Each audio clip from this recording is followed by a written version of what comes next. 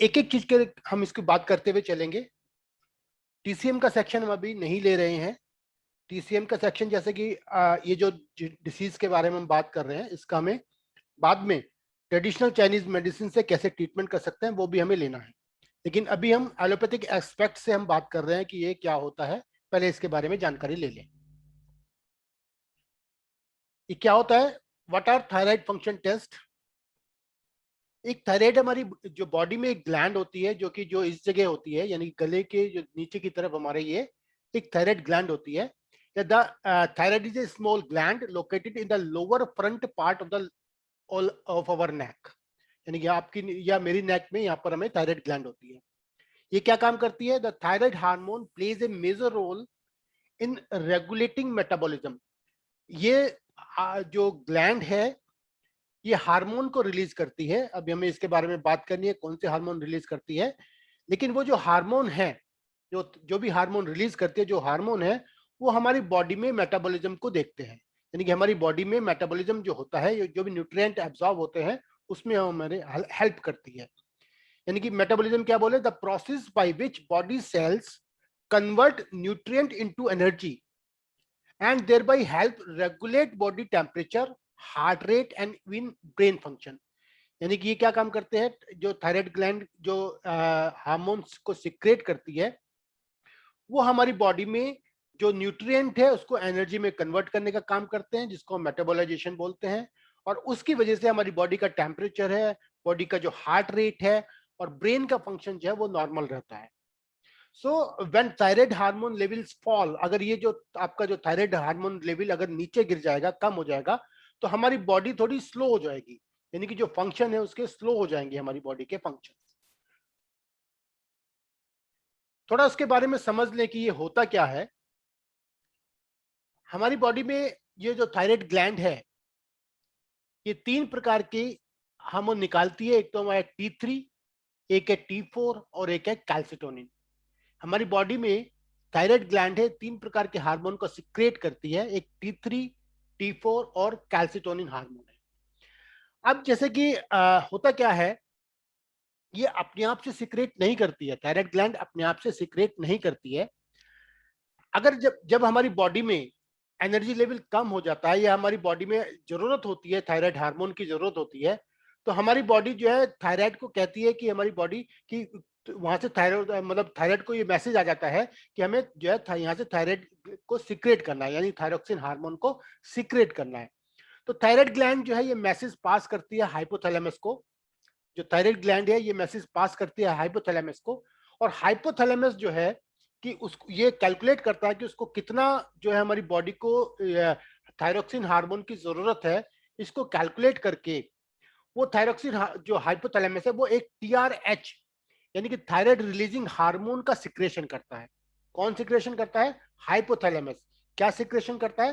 Thyroid releasing hormone का secretion करता है। ये हार्मोन क्या काम करता है? ये हार्मोन पिट्यूटरी ग्लैंड को ये आदेश देता है कि आप जो है वहां से थायराइड स्टिमुलेटिंग हार्मोन का जो है सिक्रीट करो। किसको देता है? यानी कि हाइपोथैलेमस ऑर्डर देता है पिट्यूटरी ग्लैंड को कि आप यहां से थायराइड स्टिमुलेटिंग हार्मोन को सिक्रेट करो। थायराइड स्टिमुलेटिंग हार्मोन क्या होता है? ये एक तरह से ये जो हार्मोन होता है ये थायराइड ग्लैंड को जाकर स्टिमुलेट करता है या वहां जाकर उसको बोलता है कि आप यहाँ से थायराइड जो थायरोक्सिन हार्मोन है उसको वहां से सिक्रेट करो। तो ये एक क्रिया है पूरी तरह से। तो मैं एक बार इसको दोबारा से पढ़ के बताता हूँ। When thyroxine hormone level are below the normal limit, जब आपकी बॉडी में थायरोक्सिन का लेवल जो है जो नॉर्मल लिमिट से कम हो जाता है, it passes the message to the hypothalamus, then hypothalamus release the TRH hormone. By this pituitary gland release TSH, and with the help of TSH thyroid gland release T3 and T4 hormone. Clear है? अब क्या होता है जब T3 और T4 hormone becomes normal हो जाता है हमारी बॉडी में, है ना, in the blood, then it gives message to hypothalamus. तब जब हमारी बॉडी में ब्लड में उसका लेवल मेंटेन हो जाता है तो ये दोबारा से एक यही जो है मैसेज जो है हाइपोथैलेमस को देता है कि हाइपोथैलेमस की मेरा जो है थायरोक्सिन हार्मोन पूरा हो गया है बॉडी के अंदर। तो हाइपोथैलेमस क्या करता है? यहाँ पर मैसेज जब उसके पास पहुंचता है तो ये स्टॉप कर देता है जो प्रोडक्शन ऑफ जो ये जो है टीआरएच का प्रोडक्शन जो है बंद कर देता है हाइपोथैलेमस, जिससे कि आपका टीएसएच रिलीज नहीं होता है और ये जो है इस जो प्रक्रिया है ये स्टॉप हो जाती है। इस क्रिया को जो है हम बोलते हैं इनहिबिटरी फीडबैक। जब ये फीडबैक जो आता है पहले थायरोक्सिन हार्मोन को रिलीज करने का, अब इसको रोकने का भी हार्मोन जो है यहीं से जाता है। तो ये एक पूरी क्रिया है जो कि थायरोक्सिन हार्मोन के बारे में होती है। अब आप समझ जाएं कि जैसे कि अगर आपका T3 T4 लेवल कम अगर है तो आपको TSH ज्यादा होगा। यानी कि जब T3 T4 यानी कि बॉडी के अंदर T3 T4 ब्लड के अंदर कम है तो पिट्यूटरी ग्लैंड जो है TSH को ज्यादा सिक्रीट करेगी, जिससे कि आपका जो जो थायराइड ग्लैंड है वो T3 T4 को मेंटेन कर सके। यानी कि अगर जब T3 T4 कम होगा तो आपका TSH ज्यादा होगा, और जब आपका T3 T4 ज्यादा होगा तो आपका TSH जो है वो कम होगा। क्लियर है? नेक्स्ट पे मैं आपको थोड़ा सा और इसको आगे बता दूं, हाउ थायराइड वर्क, कैसे काम कर रहा है ये। Just as a thyroid gland communicate with the other organ, ये थायराइड ग्लैंड क्या करती है, ये अदर ऑर्गन से कम्युनिकेट करती रहती है। तो कहां पर एनर्जी कम है, उसको कितना थायरोक्सिन हार्मोन चाहिए, ये कम्युनिकेशन थायराइड ग्लैंड करती रहती है। Though the hormone is it produces, the pituitary gland in the brain communicate with the thyroid through a hormone, it make thyroid stimulating hormone। और पिट्यूटरी ग्लैंड जो thyroid gland से कैसे communicate करती है, जो कि हमारा जो थायराइड स्टिमुलेटिंग हार्मोन होता है TSH, उससे वो कम्युनिकेट करती है। When the pituitary senses that thyroid hormone level are low, अगर वो जब कम हो जाता है, it release TSH to cox, मतलब इसे बोलो जेंटली एंड परसिस्टेंटली परस्यूट करती है टू द समथिंग। मतलब ये कॉक्स बोलते हैं, इसे जेंटली परस्यूट करती है जिससे कि आपको T3 T4 रिलीज हो जाए। ठीक है ना? When thyroid is nudge by TSH, it produce thyroid hormone, a large proportion of which is thyroxine. जो थायराइड हार्मोन जो निकलता है, यानी कि जो थायराइड हार्मोन जो सिक्रीट होता है, उसमें जो लार्ज प्रोपोर्शन है वो T4 हार्मोन का है ना, और T3 हार्मोन जो है उसमें उसका प्रोपोर्शन कम होता है। जबकि T3 हार्मोन जो है वो एक्टिव फॉर्म में होता है। मैं फिर दोबारा बता दूं, ए large proportion of which of thyroxine T4 and a smaller proportion, जिसको हम ट्राई आइडोथायरोनिन बोलते हैं, T3, कम मात्रा में निकलता है T3 और ज्यादा मात्रा में निकलता है thyroxine. The T4 is eventually converted into T3। अब ये जो T4 है वो T3 में कन्वर्ट होता है, तब जो है T3 जो है एक्टिव हार्मोन में काम कर पाता है। इसको मैं दोबारा से आपको समझा दूं कि मैं क्या कहना चाह रहा हूं। जैसे कि ये आपका थायराइड ग्लैंड है, वो क्या प्रोड्यूस करती है, T3 एंड T4 हार्मोन को सिक्रीट करती है, यानी कि रिलीज करती है। T3 बोलता है ट्राई आइडोथायरोनाइन, T3 बोलता है ट्राई आइडोथायरोनाइन, यानी कि आयोडीन के अणु के हिसाब से इसको बोलते हैं। आयोडीन का जो वो होता है अणु, उसके हिसाब से इसको बोलते हैं। ऐसे T4 होता है टेट्रा आइडोथायरोनिन, ये इसके अंदर आयोडीन के 4 अणु होते हैं। ठीक है ना, 4 मॉलिक्यूल होते हैं, अणु अगर नहीं समझे मॉलिक्यूल। ये क्या करती है, ये ब्लड में रिलीज हो जाता है। ब्लड में रिलीज होने के बाद, जब ये ब्लड में रिलीज होता है, ये बाइंड करता है। ब्लड में रिलीज होने के बाद ये जो हार्मोन किससे बाइंड करता है, वो थायरोक्सिन बाइंडिंग ग्लोबुलिन एक प्रोटीन होता है, उसके द्वारा ये जो है हार्मोन बाइंड हो जाता है। ठीक है ना? तो thyroxine hormone circulate in the body in binding form. हमारी बॉडी में जो थायरोक्सिन हार्मोन है वो जो सर्कुलेट होता है वो बाइंडिंग फॉर्म में होता है। मैं दोबारा से बता दूं, जब हमारी जो ग्लैंड है थायराइड ग्लैंड, जो T3 और T4 हार्मोन को रिलीज करती है, वो जो है जब ब्लड में आता है तो बाइंड कर लेता है, किससे, थायरोक्सिन बाइंडिंग ग्लोबुलिन से बाइंड कर लेता है। Thyroxine hormone circulate in the body in binding form. हमारी बॉडी में जो ब्लड के अंदर जो थायरोक्सिन हार्मोन है वो बाइंडिंग फॉर्म में होता है, जो प्रोटीन से बाइंड करके रखता है, यानी कि थायरोक्सिन बाइंडिंग ग्लोबुलिन से बाइंड होता है।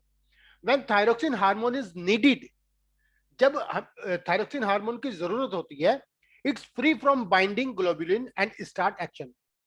तो जो बाइंडिंग फॉर्म है उसमें से कुछ फ्री फॉर्म जो है वो निकल जाती है। यानी कि हमारी ब्लड में क्या है, बाइंडिंग फॉर्म है, उसमें से कुछ फ्री फॉर्म निकल जाती है, जिससे कि हमारे वो एक्शन में कौन करता है एक्शन, वो फ्री जो जो फ्री थायरोक्सिन है वो एक्शन करता है, और हमारे ब्लड में कौन सा होता है, वो होता है बाइंडिंग एक्शन में होता है, यानी कि बाइंडिंग फॉर्म में होता है, थायरोक्सिन बाइंडिंग ग्लोबुलिन के फॉर्म में होता है, और एक्शन कौन करता है, फ्री। तो 99% 99.99 जो परसेंट है थायरोक्सिन हार्मोन जो होता है are found in the body in the binding form, ठीक है ना, और only 0.01% found in free form, and that is active form. और फ्री फॉर्म जो है वही हमारी बॉडी में एनर्जी को कन्वर्ट करने का काम करती है। when this free from its use uh, when this free form it is used, then binding form again converted into free form। जब ये जो फ्री फॉर्म जो फॉर्म जो होती है, यानी कि जो फ्री वाली जो थायरोक्सिन हार्मोन होता है, जब वो यूज हो चुका होता है तो जो बाइंडिंग फॉर्म में से फिर थोड़ा सा थ्री जो फ्री जो है वो निकल जाता है। तो ये क्रिया चलती रहती है, तो यानी कि हमारी बॉडी में एक्टिव कौन काम करता है, फ्री फॉर्म करती है। अब थोड़ा सा और उसको समझे।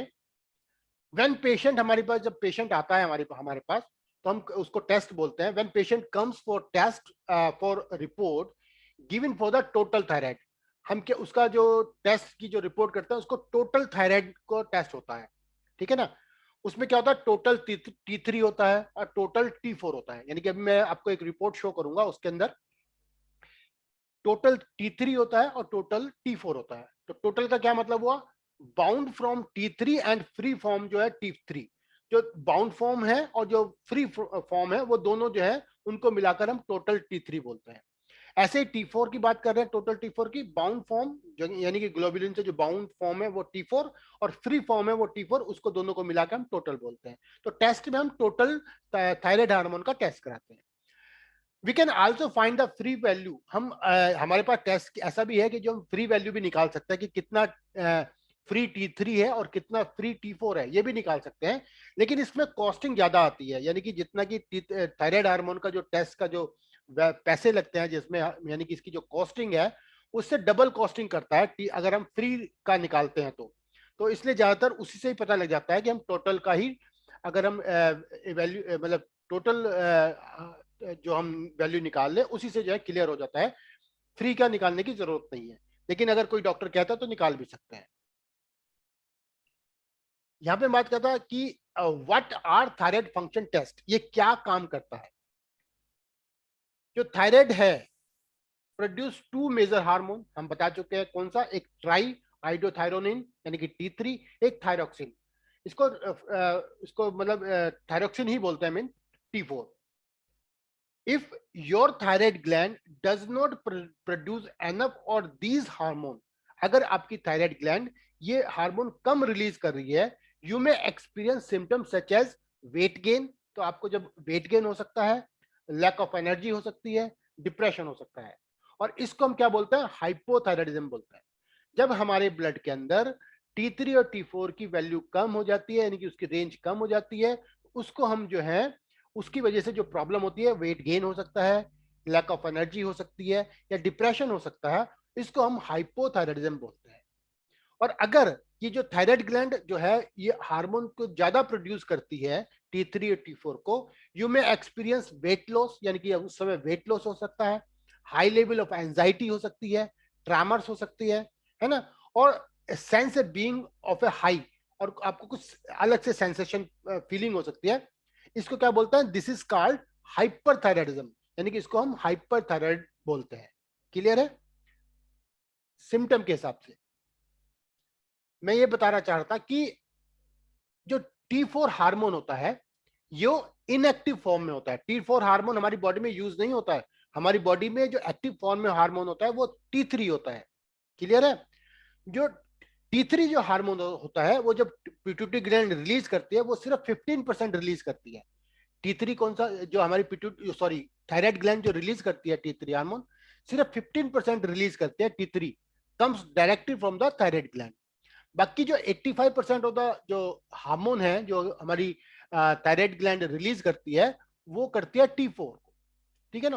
और T4 बाद में कन्वर्ट हो जाता है T3 के अंदर, यानी कि हमारा जो बॉडी के अंदर जो एक्टिव फॉर्म है हार्मोन की वो T3 है। हमारी बॉडी जो है T3 सिर्फ 15% रिलीज करती है। T4 हार्मोन जो कि इनएक्टिव फॉर्म में वो 85% रिलीज करती है। जो 85% में जो T4 हार्मोन है वो पहले कन्वर्ट होता है किसमें, T3 में, और देन उसके बाद वो एक्टिव फॉर्म में आता है, काम करने के लायक होता है। ये एक मैंने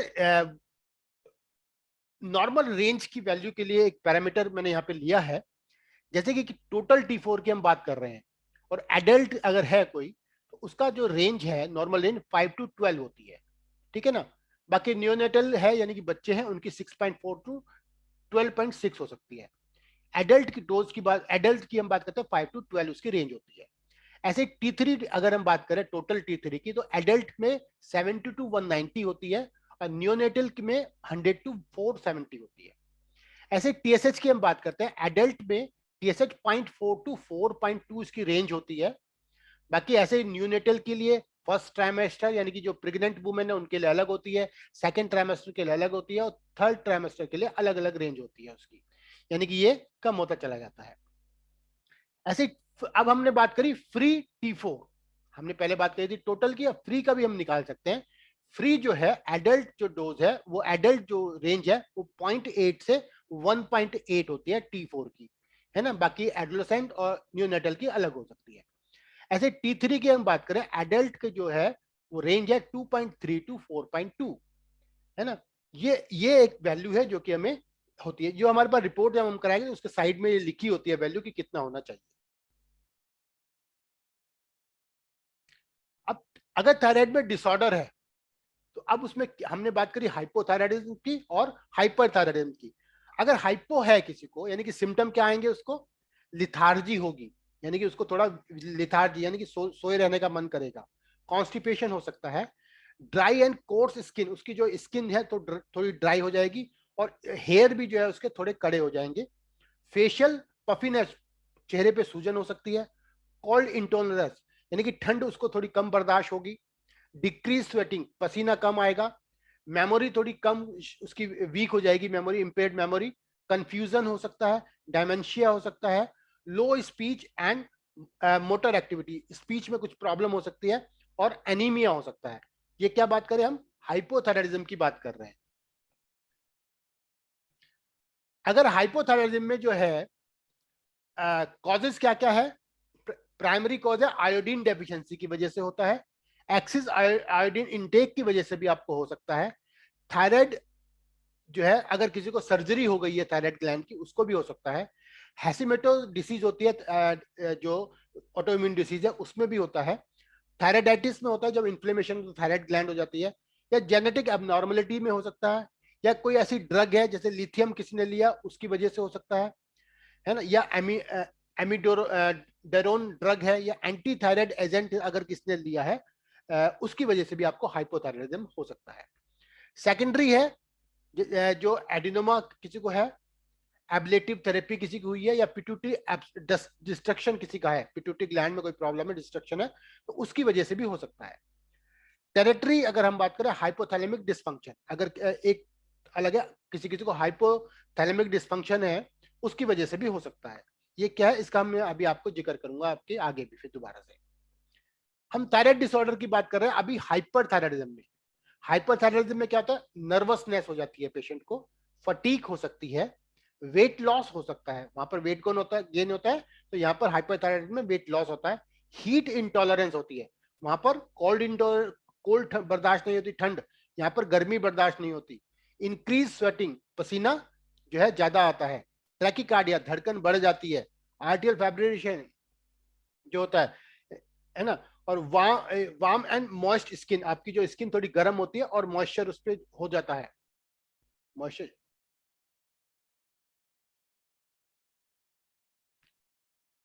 ठीक है ना। दूसरा एक ग्रेविस डिसीज होती है जो कि ऑप्थेल्मिक डिसीज होती है, जो कि थायराइड की वजह से होती है। ये भी हाइपर थायराइडिज्म वालों को होती है। अब मैं कॉज की बात करूं, कॉज ऑफ हाइपोथायराइडिज्म की बात करूं, जैसे कि किसी को over production of thyroid hormone हो रहा है, तो ग्रेविस डिसीज में होता है, जो कि ये भी एक एन ऑटोइम्यून डिसऑर्डर है दैट कॉजेज हाइपोथायराइडिज्म। इसमें क्या होता है, with this disease your immune system attack the thyroid and causes it to make more thyroid hormone than your body needs। इसमें क्या होता है, जो इस ग्रेविस डिसीज में क्या होता है कि ऑटोइम्यून डिसीज होती है, वो थायराइड ग्लैंड को अटैक कर देती है और उसकी वजह से जो है वो थायरोक्सिन हार्मोन ज्यादा रिलीज होना शुरू हो जाता है, ठीक है ना। तो ये एक डिसीज होती है जो ऑटोइम्यून डिसीज में आती है। दूसरा एक और होता है टीएसएच सिक्रीटिंग पिट्यूटरी एडिनोमास। कोई पिट्यूटरी अगर ग्लैंड में कोई एडिनोमास है जिसकी वजह से टीएसएच ज्यादा जो है कम रिलीज हो रहा है, तो आपका जो है अपने आप से ज्यादा रिलीज हो जाएगा, तो आपका T3 T4 भी ज्यादा रिलीज होना शुरू हो जाएगा। दूसरा मल्टी नोडुलर गॉयटर, किसी को गॉयटर है उसमें भी हो सकता है। दूसरा leaking thyroid hormone due to thyroid destruction, जैसे लिम्फोटिक थायराइडाइटिस किसी को हुआ है, या सब एक्यूट थायराइडाइटिस किसी को हुआ है, या कोई रेडिएशन की वजह से भी आपको थायराइडाइटिस हो सकता है, तो वहां पर ये आपको जो है जो हाइपर थायराइडिज्म हो सकता है।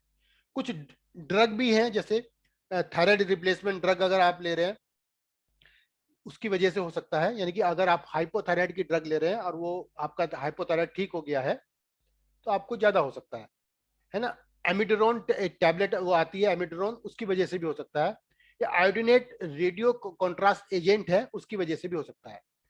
दूसरा मेटास्टैटिक थायराइड कार्सिनोमा, अगर किसी को थायराइड में कार्सिनोमा हुआ है उसकी वजह से भी आपको हाइपरथायराइड हो सकता है। एक हैशिमोटो डिसीज है, इसके बारे में हम थोड़ा बात कर लें। ये क्या होता है, हैशिमोटो डिसीज में क्या होता है, ये आपके जो थायराइड का फंक्शन है उसको डिस्ट्रॉय करने लगती है, यानी हैशिमोटो डिसीज है damages your thyroid function. It is also called chronic autoimmune lymphocytic thyroiditis. इसको हम क्या बोल सकते हैं, इसका दूसरा नाम भी है क्रोनिक ऑटोइम्यून लिम्फोसाइटिक थायराइडाइटिस भी बोलते हैं, इसको हम हैशिमोटो डिसीज कहते हैं।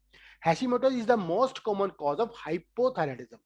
ये एक ऐसा है जिसमें से थायराइड ग्लैंड आपकी जो है थायराइडाइटिस होता है पहले, उसकी वजह से ये डिस्टर्ब हो जाती है और डिस्टर्ब होने से वो हाइपोथायराइडिज्म किसी को हो जाता है, तो उसको हाशिमोटो डिसीज कहते हैं। तो अब ये जो है अगर किसी को हैशिमोटो डिसीज है तो ट्रीटमेंट अलग होता है ना। अगर थायराइड डिस्फंक्शन है उसका अलग होता है, क्योंकि ये जो है ये एक्सीडेंटल केस है, ऑटोइम्यून डिसीज हुआ है, उसने उसको डैमेज कर दिया थायराइड ग्लैंड को, तो इसका ट्रीटमेंट अलग है। तो अगर हम ट्रीटमेंट सेक्शन पे आएंगे तो मैं आपको बताऊंगा कि दोनों में अलग अलग क्या क्या ट्रीटमेंट हमें करना चाहिए। What causes Hashimoto disease, Hashimoto disease का कॉज क्या है। ये एक ऑटोइम्यून डिसऑर्डर है, हम बात कर चुके। The condition cause white blood cells and antibodies to mistakenly attack the cell of the thyroid.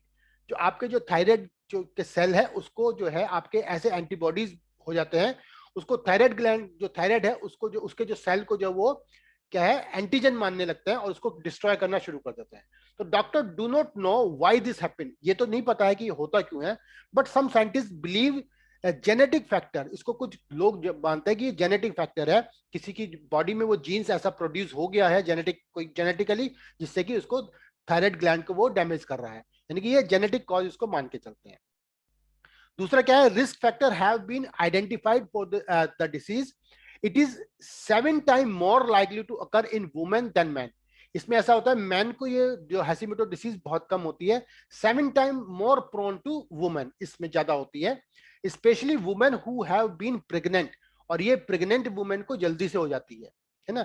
जो ग्रेविस डिसीज है वो टाइप 1 डायबिटीज वालों को, ल्यूपस वालों को, रोमेटाइड अर्थराइटिस वालों को, विटिलिगो वालों को और एडिसन डिसीज वालों को ज्यादा होती है ग्रेविस डिसीज। तो इन डिसीज के बारे में हमने बात करी।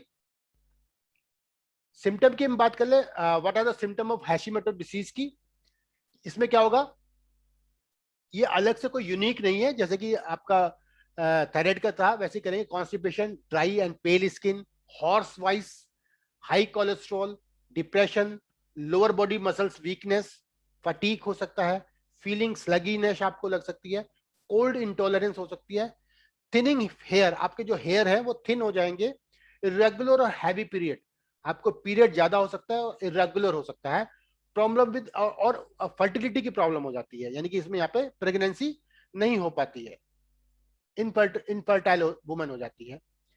जो हैशिमोटो डिसीज में जो है ये भी हम जो है टीएसएच से चेक करते हैं, यानी कि ब्लड टेस्ट कराते हैं और टीएसएच को लेवल चेक करते हैं। TSH level are high when thyroid activity is low. इसमें क्या है टीएसएच तो हाई निकलेगा और उसका थायराइड की एक्टिविटी जो है लो होगी, because the body is working hard to stimulate the thyroid gland to produce more thyroxine thyroid hormone. तो आपके उसको जो थायराइड ग्लैंड को ज्यादा काम करना पड़ रहा है, और वो कम जो है थायरोक्सिन हार्मोन को रिलीज करता है। I also use blood test to check level of, हमें इसके साथ कुछ और भी टेस्ट करना पड़ता है, जैसे कि other thyroid hormone, antibodies, cholesterol, हमें साथ में ये भी टेस्ट करना पड़ता है, जिससे कि हमें उसको हैशीमोटो डिसीज को हम कवर कर सके। मैं कुछ केस आपको बताता हूं कि जैसे केस हमने लिया, जैसे कि हमने पहला केस लिया, किसी को हाइपोथायराइड है, केस 1 लिया, उसका T3 भी लेस है, T4 भी लेस है और TSH हाई है। इसको हम प्राइमरी हाइपोथायराइडिज्म में बोलते हैं। मैं पहला केस आपको हाइपोथायराइड का बता रहा हूं, किसी का T3 और T4 लेस है और TSH ज्यादा है, तो इसका मतलब क्या हो रहा है कि आपको जो है T3 T4 जबकि TSH ज्यादा होने के बाद भी आपकी जो ग्लैंड है, थायराइड ग्लैंड, वो कम सीक्रेट कर पा रही है थायराइड थायरोक्सिन हार्मोन को। तो इसमें क्या होगा, जब ऐसा कोई कंडीशन आती है तो मेडिसिन रिक्वायर्ड होती है। यहाँ पर जो है हमें बाहर से हार्मोन देना होता है, थायरोक्सिन टैबलेट बाहर से देनी होती है। ये कितनी देनी होती है ये डॉक्टर आपका सजेस्ट करेगा आपको कि कितनी देनी है, ये हम सजेस्ट नहीं कर सकते। आपको डॉक्टर के पास जाना होगा, वो आपको सजेस्ट करेगा कितनी उसको उसने डोज आपको देनी है। लेकिन अगर आपको ये हमें पता लग गया है कि अगर किसी को T3 भी कम है, T4 भी कम है और साथ में TSH हाई है, तो मेडिसिन की रिक्वायरमेंट है। इसको हम प्राइमरी हाइपोथायराइडिज्म बोलते हैं। ये मैंने केस 1 लिया। दूसरा अगर मैं केस लेता हूं, केस 2, जिसमें T3 लेस है, T4 भी लेस है और TSH नॉर्मल है। आप देखो, जबकि ये T3 T4 तो कम है बॉडी के अंदर, मतलब ब्लड के अंदर, लेकिन TSH रिलीज ही नहीं हो रहा इतना जिससे कि उसको स्टिमुलेट कर सके, तो इसको हम सेकेंडरी हाइपोथायराइडिज्म के अंदर रखते हैं। इसका मतलब क्या है, it mean thyroid gland are functioning but message are not coming by pituitary gland, मतलब TSH ही नहीं आ पा रहा है वहां पे, जबकि थायराइड ग्लैंड तो अपना काम कर रही है।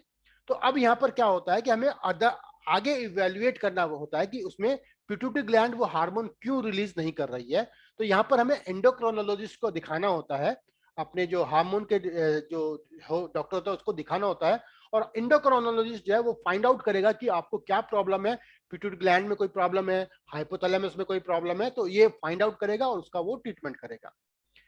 ठीक है ना। यहाँ पर हमें मेडिसिन हमें अपने आप तो मेडिसिन कोई लेनी नहीं है, मगर ये मैं आपको थोड़ा कंडीशन बता रहा हूँ कि किस में क्या होता है। एक केस मैंने केस नंबर 3 लिया, उसमें क्या है, T3 आपका नॉर्मल है, T4 आपका नॉर्मल है और TSH आपका हाई है। इसको हम सब क्लिनिकल हाइपोथायराइडिज्म बोलते हैं, यानी कि ये एक ऐसा है जो हम क्लिनिक में ही उसको ठीक कर सकते हैं। इसमें कोई मेडिसिन की रिक्वायरमेंट नहीं होती है। In this condition medicine are not required. इसमें हम अपना जो लाइफ स्टाइल को सुधार के, अपने एक्टिविटी को बढ़ाकर ये थायराइड को हम ठीक किया जा सकता है। तो ये सबसे जो है सब क्लिनिकल हाइपोथायराइडिज्म है जो कि अपने आप से ठीक हो सकता है, यहाँ पे मेडिसिन की जरूरत नहीं है। इसी प्रकार हम हाइपरथायराइडिज्म की बात करते हैं। सेम वही कंडीशन यहाँ पर भी है, जैसे कि किसी का T3 एक्सिस है, T4 एक्सिस है और TSH लेस है, ये प्राइमरी हाइपरथायराइडिज्म में आता है। और ये कंडीशन जो है इसमें मेडिसिन की रिक्वायरमेंट होती है। यहाँ पर डॉक्टर जो है मेडिसिन को सजेस्ट करता है, डॉक्टर के सजेशन पे यहाँ पर मेडिसिन लेनी चाहिए। सेकेंडरी हाइपरथायराइडिज्म में क्या बात करते हैं, वही केस 2 वैसे ही मैंने लिया है। इसमें T3 एक्सिस है, T4 भी एक्सिस है, लेकिन TSH भी हाई है। यहाँ पर क्या है कि आपकी पिट्यूटरी ग्लैंड ज्यादा बना रही है, जो है वो TSH हाई बना रही है। तो यहाँ पर प्रॉब्लम कहाँ पर है, पिट्यूटरी ग्लैंड में प्रॉब्लम है या हाइपोथैलेमस में प्रॉब्लम है, जो मैसेज जो है सही प्रकार से पास नहीं हो पा रहे हैं। यहाँ पर भी हमें एंडोक्रोनोलॉजिस्ट को दिखाना होगा और वो एवेल्युएट करेगा दूसरे टेस्ट करा के कि क्या प्रॉब्लम है। तो इसको हम सेकेंडरी हाइपरथायराइडिज्म बोलते हैं। और सेम इसी प्रकार तीसरा केस हुआ, जैसे T3 नॉर्मल है, T4 नॉर्मल है, लेकिन TSH डिक्रीज है। ये सब क्लिनिकल हाइपरथायराइडिज्म है। यहाँ पर मेडिसिन की रिक्वायरमेंट नहीं होती है, लेकिन इसको हम अपनी एक्टिविटी के द्वारा सुधार कर उसको ठीक किया जा सकता है। तो ये हमारा आज का टॉपिक था थायराइड ग्लैंड का। ये मैंने आपको टेस्ट जो है कैसे देखते हैं ये मैंने आपको बताया, और हो सकता है जरूर आपको इसका फायदा होगा। अगर आपको फायदा हो रहा है तो अगर कुछ प्रॉब्लम है तो कोई समझ में नहीं आ रहा तो मेरे को व्हाट्सएप पे मेरे से बात कर सकते हैं। मेरा व्हाट्सएप नंबर है 8445418403। ये मेरा व्हाट्सएप नंबर, मेरे से बात कर सकते हैं कि मैं इसका कोई सोल्यूशन होगा तो मैं अगर क्लियर कर पाऊंगा तो मैं करने की कोशिश करूंगा। ठीक है। बाकी हम फिर मिलते हैं एक नए टॉपिक के साथ। और जो लोगों ने अभी तक सब्सक्राइब नहीं किया है यूट्यूब चैनल, वो सब्सक्राइब कर सकते हैं, क्योंकि ये वहां पर यूट्यूब चैनल पे आपको ये मिलता रहेगा ये पूरा ज्ञान। Thank you very much. Thank you sir. Thank you. Thank you sir. जी थैंक सर मुझे एक पूछना है, जी पूछिए। आजकल छोटे बच्चों को यानी 5-6 साल के बच्चों को थायराइड आने लगा है, जी तो वो उसका कोई अलग से कारण होता है? ऑटोइम्यून डिसीज के अंदर उसको काउंट करेंगे, और वो डॉक्टर ने जो सजेस्ट किया है, कोई पिट्यूटरी ग्लैंड की प्रॉब्लम है या हाइपोथैलेमस की प्रॉब्लम है, वहां पर इसको काउंट करेंगे। जरूर sir, thank you so much. वैसे उनको हम किडनी एसेंस का ट्रीटमेंट देते हैं और किडनी यांग डेफिशिएंसी का ट्रीटमेंट देते हैं। अपने यहाँ तो ट्रीटमेंट उसको हम करते हैं, वैसे जैसे डॉक्टर ने बताया वो करना है, और अपने यहाँ जो ट्रीटमेंट किडनी एसेंस का ट्रीटमेंट देते हैं और किडनी यांग का ट्रीटमेंट देते हैं। Thank you sir. हरिओम। जी ठीक है, मैं क्लोज करूं। थैंक यू वेरी मच, फिर मिलते हैं आपसे। मैं अनाउंस करूंगा, कल अगर कोई कोर्स होगा तो मैं अनाउंस करूंगा। Thank you Thank sir. you, sir. Thank you so much, sir.